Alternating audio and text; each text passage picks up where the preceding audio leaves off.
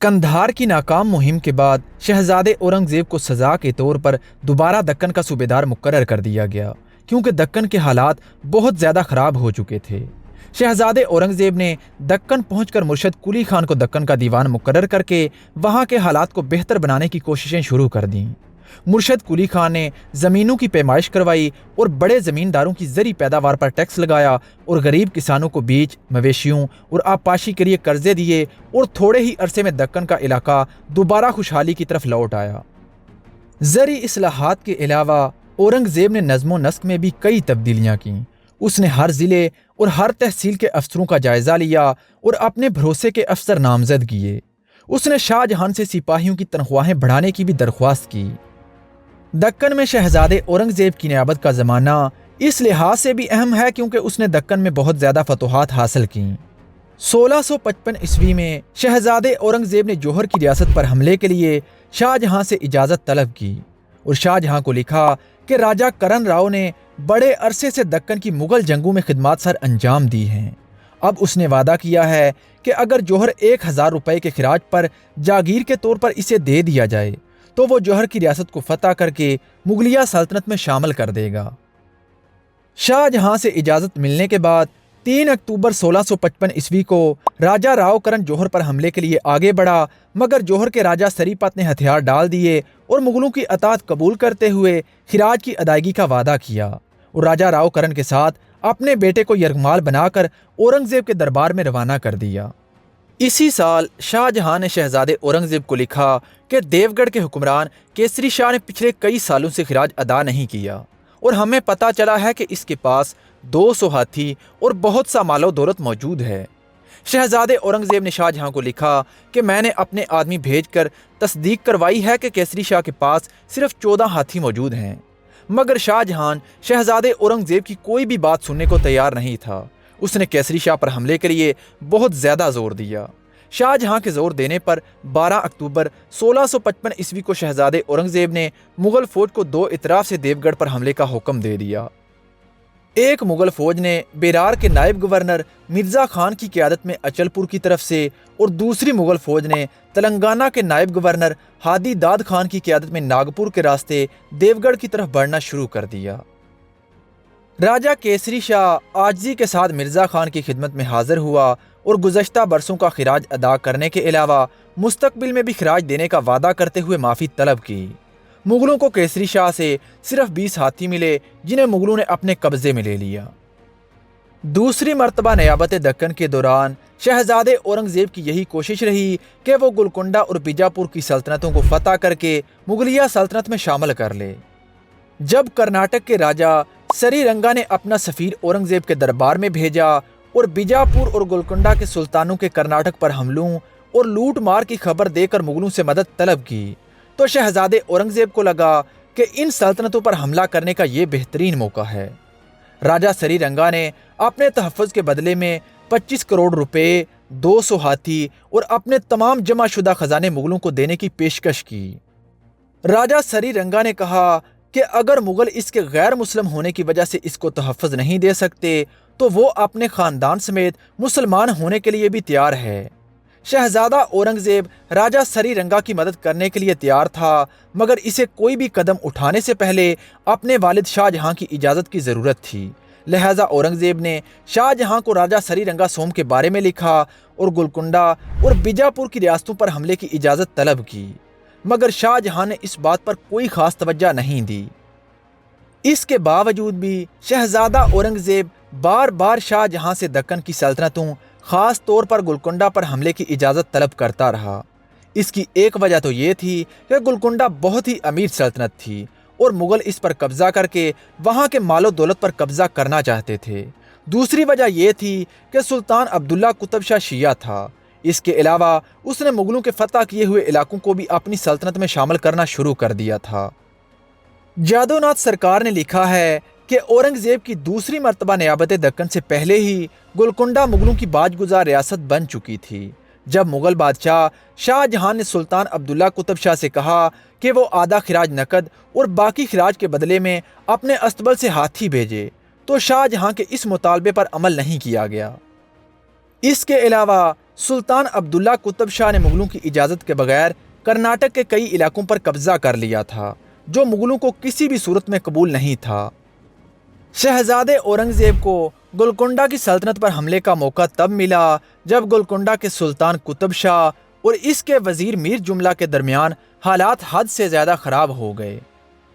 میر جملہ 1591 عیسوی میں اصفہان کے ایک غریب گھرانے میں پیدا ہوا تھا، لیکن اسے ایک ہیروں کے سوداگر کے پاس کلرک کی نوکری ملی جس کے ساتھ وہ وہاں سے ہندوستان کی ریاست گولکنڈہ میں آ گیا۔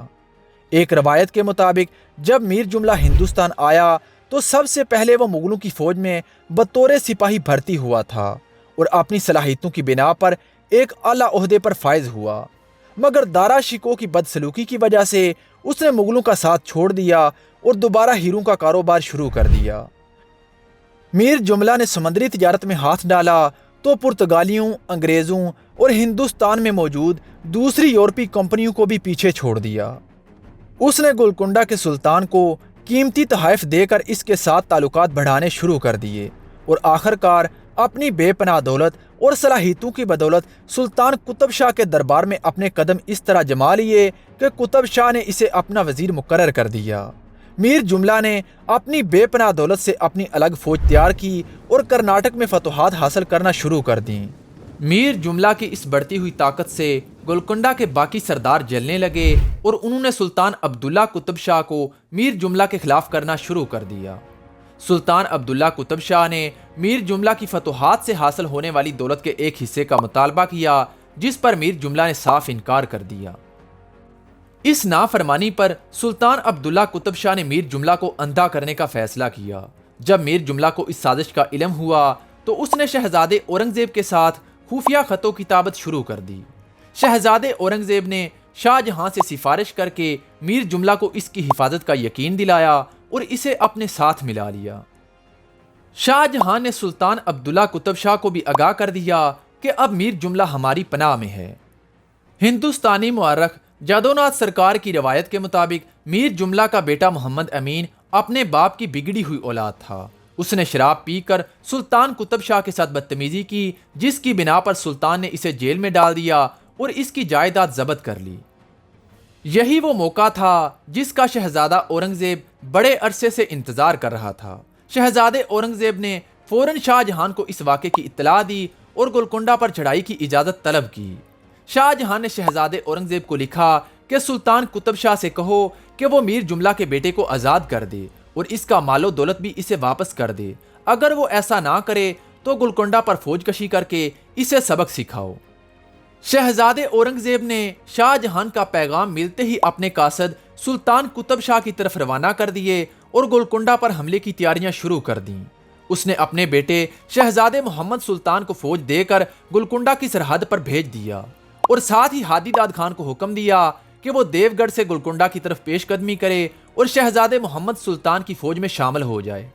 ایک روایت کے مطابق سلطان قطب شاہ نے اورنگزیب اور شاہ جہان کے قاصدوں کو نظر انداز کر دیا تھا، لیکن جادو ناتھ سرکار کی روایت کے مطابق شہزادے اورنگزیب نے شاہ جہان کے خطوط جان بوجھ کر دیر سے سلطان قطب شاہ کی طرف روانہ کیے تھے تاکہ گولکنڈہ پر حملے کا موقع مل سکے۔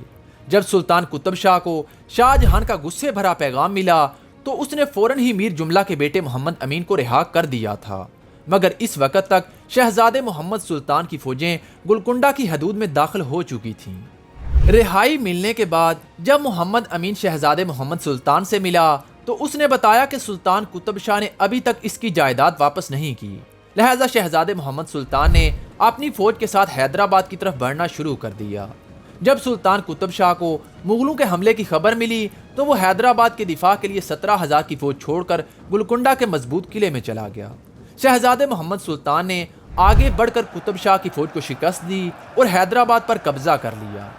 شہزادہ اورنگزیب اپنی مرکزی فوج کے ساتھ ابھی تک دولت آباد میں تھا کیونکہ قطب شاہ نے مغلوں کے خلاف بیجاپور کے سلطان عادل شاہ سے بھی مدد طلب کر لی تھی اور بیجاپور کی فوج افضل خان کی قیادت میں سرحدی علاقوں میں جمع ہو رہی تھی، لیکن دکن میں مغلوں کی بڑھتی ہوئی فوجی طاقت کو دیکھ کر سلطان عادل شاہ خوفزدہ ہو گیا اور اس نے اپنی فوجیں پیچھے ہٹا لیں۔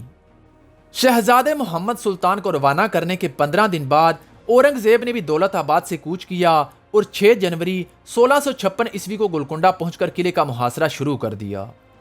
شہزادے اورنگزیب کی فوج نے ابھی قلعے کا محاصرہ کرنا شروع ہی کیا تھا کہ سلطان قطب شاہ کی فوج نے ایک طرف سے اس پر حملہ کر دیا۔ اس فوج کی تعداد تقریباً 15,000 تھی۔ ایک خون ریز لڑائی میں شدید جانی نقصان اٹھانے کے بعد شام ہوتے ہی قطب شاہ کی فوج پیچھے ہٹ گئی اور اگلے دن گولکنڈہ کا محاصرہ شروع ہو گیا۔ شہزادے اورنگزیب نے گولکنڈہ پر قبضے کے لیے تیزی کے ساتھ پیش قدمی کی تھی، جس کی وجہ سے وہ بڑی توپیں پیچھے ہی چھوڑ آیا تھا۔ اس کے علاوہ شائستہ خان اور شاہ نواز بھی ابھی تک کمک لے کر نہیں پہنچے تھے، لہٰذا مغل قلعے کی دیواروں کو توڑنے سے قاصر تھے، مگر انہوں نے چھوٹے پیمانے پر قلعے پر حملے جاری رکھے۔ 7 جنوری 1656 سے لے کر 30 مارچ 1656 تک گولکنڈہ کا محاصرہ جاری رہا۔ اس دوران قطب شاہ نے کئی تحائف بھیج کر شہزادے اورنگزیب سے صلح کی کوشش کی، مگر شہزادے اورنگزیب نے قطب شاہ کی کوئی بھی شرط ماننے سے انکار کر دیا۔ جدو ناتھ سرکار کی روایت کے مطابق سلطان قطب شاہ نے اپنے سفیر شاہ جہان کے دربار میں روانہ کیے، جنہوں نے دارا شکوہ کو رشوت دے کر اپنے ساتھ ملا لیا۔ دارا شکوہ نے شاہ جہان سے سفارش کی کہ وہ سلطان قطب شاہ کے معاملے میں نرمی برتے اور معاوضہ لے کر قطب شاہ کو معاف کر دے۔ شہزادے دارا شکوہ کی سفارش پر شاہ جہان نے شہزادے اورنگزیب کو لکھا کہ وہ معاوضہ لے کر اپنی فوجیں پیچھے ہٹا لے۔ اسی دوران سلطان قطب شاہ نے اپنی ماں کو شہزادے اورنگزیب کے پاس بھیجا اور معافی طلب کی۔ اس کے بدلے میں سلطان قطب شاہ نے معاوضے کی بہت بڑی رقم ادا کرنے اور اپنی بیٹی کی شادی اورنگزیب کے بیٹے سے کرنے پر رضامندی ظاہر کی۔ شہزادے اورنگزیب کو شاہ جہان کی طرف سے بھی صلح کا پیغام مل چکا تھا، لہٰذا شہزادے اورنگزیب نے نہ چاہتے ہوئے بھی سلطان عبداللہ قطب شاہ کی پیشکش کو قبول کر لیا اور گولکنڈہ کا محاصرہ اٹھا لیا۔